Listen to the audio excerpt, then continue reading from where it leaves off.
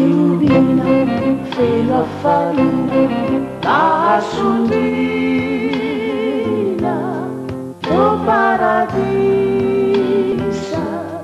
ny fiainantsika, ny tisinintinako no tafarady. Ori malalo, ry fifariko,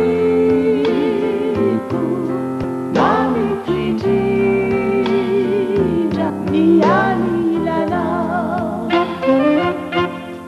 Raha toy irery anao ka tsy fantatrao ny atao, fa malahelo fo tsy veridiko.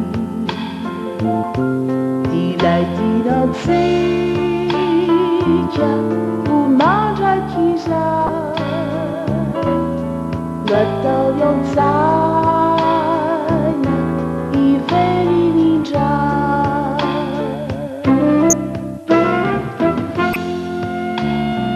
Aloha ny fitiavana,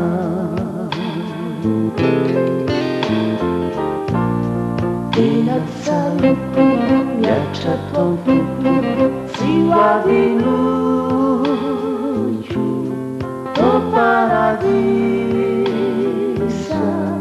ny fiainantsika, ny tisinintinamo no tafarady. Ori malalo, ry fifariko, mamipindrindra ny tiavanao. Tsaroko anefindrisy ity namako iray, miranomaso fo indro mitrao, zava-pony izao petry izao, ilay nitokina no indronao-ndao.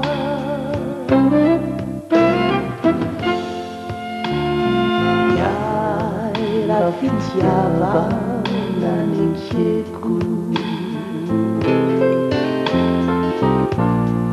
etsiva tsisy fetra fa odoria,